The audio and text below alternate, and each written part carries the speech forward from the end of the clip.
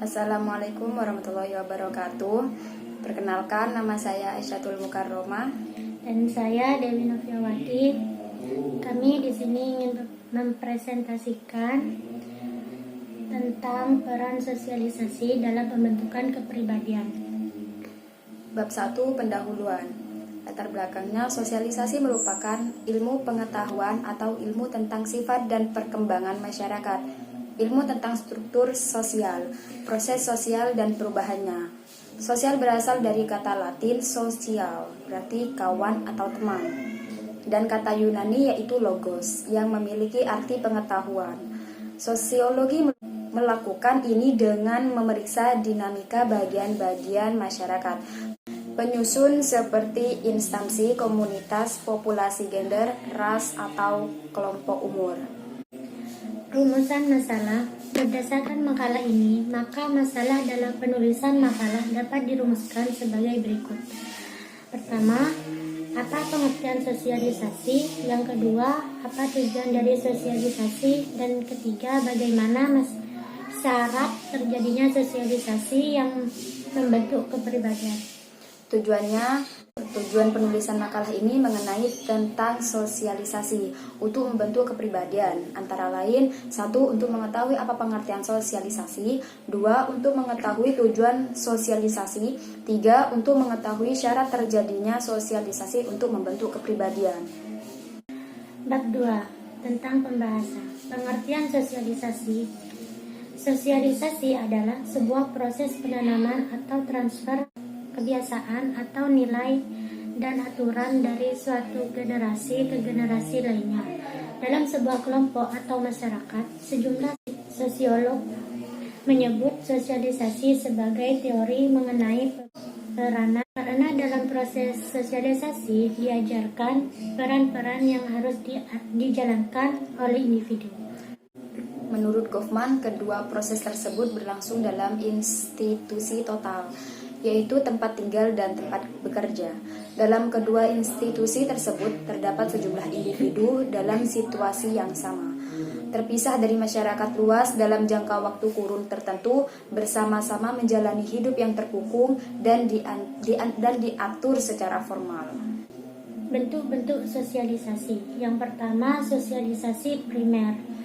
Peter L. Berger dan Luhmann mendefinisikan sosialisasi primer sebagai sosialisasi pertama yang dijalankan individu sesama kecil belajar menjadi anggota masyarakat atau keluarga.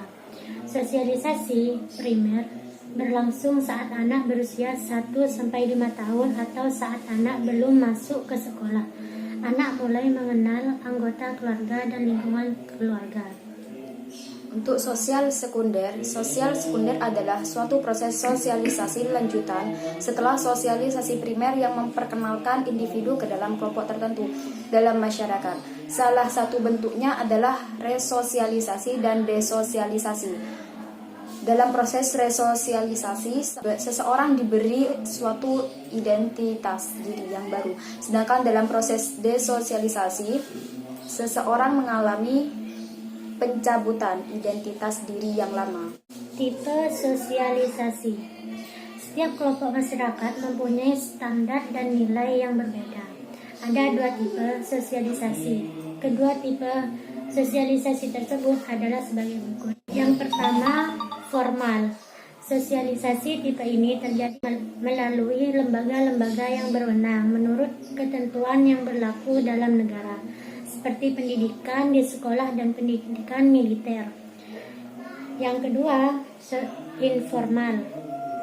Sosialisasi tipe ini terdapat di masyarakat atau dalam pergaulan yang bersifat kekeluargaan, seperti teman, sahabat, sesama anggota klub, dan kelompok-kelompok sosial yang ada di dalam masyarakat. Pola sosialisasi. Sosiologi dapat dibagi menjadi 2 pola, sosialisasi represif dan sosialisasi partisipatoris. Untuk sosialisasi represif atau repressive socialization menekankan pada penggunaan hukuman terhadap kesalahan. Ciri lain dari sosialisasi represif adalah penekanan pada kepatuhan anak dan orang tua. Penekanan pada komunikasi yang bersifat satu arah, nonverbal, dan berisi perintah. Penekanan sosialisasi terletak pada orang tua dan keinginan orang tua dan peran keluarga sebagai significant other. Untuk sosialisasi partisipatoris atau participatory socialization merupakan pola di mana anak diberi imbalan ketika berperilaku baik. Selain itu, hukuman dan imbalan bersifat simbolik.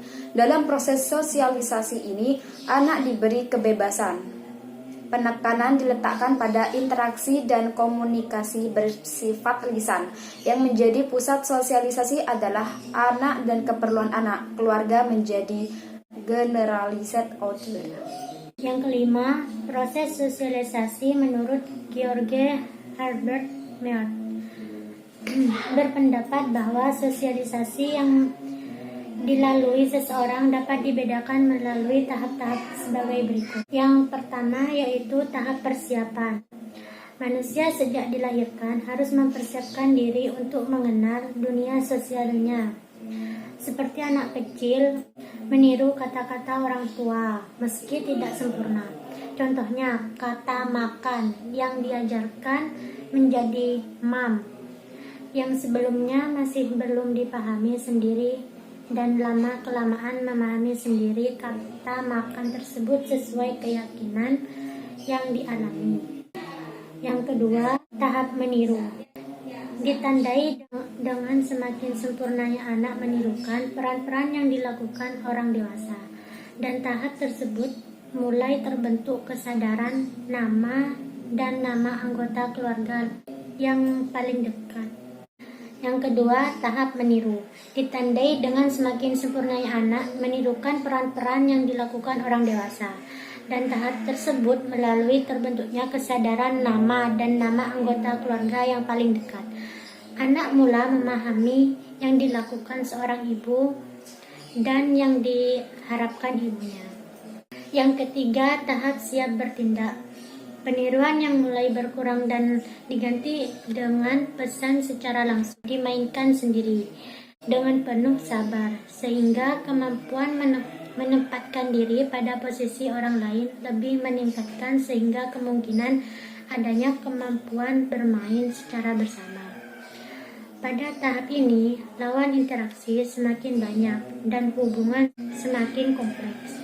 Peraturan-peraturan yang berlaku di luar keluarga mulai dipahami secara menyadari bahwa ada norma dan ketentuan yang berlaku di luar keluarganya.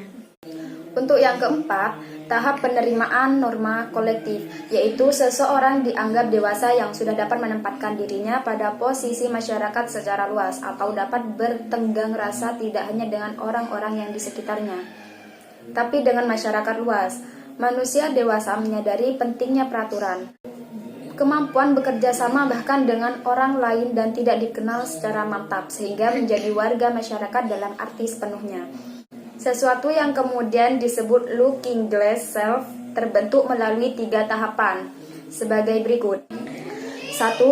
Kita membayangkan bagaimana kita di mata orang lain. Yang kedua, kita membayangkan bagaimana orang lain menilai kita. Yang ketiga, bagaimana perasaan kita sebagai akibat dari penilaian tersebut. Agen sosialisasi. Agen sosialisasi adalah pihak-pihak yang melaksanakan atau melakukan sosialisasi. Ada 4 agen sosialisasi yang utama, yaitu keluarga, kelompok bermain, media massa, dan lembaga pendidikan sekolah. Akan tetapi masyarakat sosialisasi dijalani oleh individu dalam situasi konflik pribadi karena dikacaukan oleh agen sosialisasi yang berlainan. Syarat terjadinya sosialisasi. Pada dasarnya, sosialisasi memberikan 2 kontribusi fundamental bagi kehidupan kita. Pertama, adanya warisan biologikal, dan kedua adalah adanya warisan sosial. 1. Warisan dan kematangan biologikal. Warisan biologis yang merupakan kekuatan manusia memungkinkan melakukan adaptasi pada berbagai macam bentuk lingkungan. Manusia yang dilahirkan dengan cacat pada otaknya atau organ tubuh lainnya, atau buta, tuli, bisu, dan sebagainya, akan mengalami kesulitan dalam proses sosialisasi. Yang kedua, lingkungan yang menunjang. Sosialisasi juga menuntut adanya lingkungan yang baik yang menunjang proses tersebut, di mana termasuk di dalamnya interaksi sosial. Proses sosialisasi adalah proses komunikasi dan proses interaksi yang dilakukan oleh seorang individu selama hidupnya sejak lahir sampai dengan meninggal. Hal-hal yang diperoleh dalam proses sosialisasi adalah pengetahuan-pengetahuan untuk membekali seorang individu dalam melaksanakan pergaulan di tengah-tengah masyarakat, antara lain: yang pertama, untuk mengetahui nilai-nilai dan norma-norma yang berlaku di dalam suatu masyarakat. Yang kedua, untuk mengetahui lingkungan sosial baik, lingkungan sosial tempat individu bertempat tinggal termasuk lingkungan sosial yang baru. Yang ketiga, untuk mengetahui lingkungan fisik yang baru. Yang keempat, untuk mengetahui lingkungan sosial budaya suatu masyarakat. Faktor-faktor yang mempengaruhi proses sosialisasi. Yang pertama, faktor eksternal. Faktor eksternal pada dasarnya merupakan faktor-faktor yang berdasar dari luar diri individu yang melakukan proses sosialisasi tersebut. Faktor eksternal ini dapat berupa norma-norma, sistem sosial, sistem budaya, sistem mata pencarian yang ada di dalam masyarakat. Yang kedua, faktor internal, yaitu faktor berasal dari dalam diri individu yang melakukan proses sosialisasi tersebut. Wujud nyata dari faktor internal secara lain dapat berupa pembawaan ataupun warisan biologis, termasuk kemampuan-kemampuan yang ada pada diri seseorang. Faktor-faktor pembentukan kepribadian. Yang pertama, faktor warisan biologis atau pembawaan.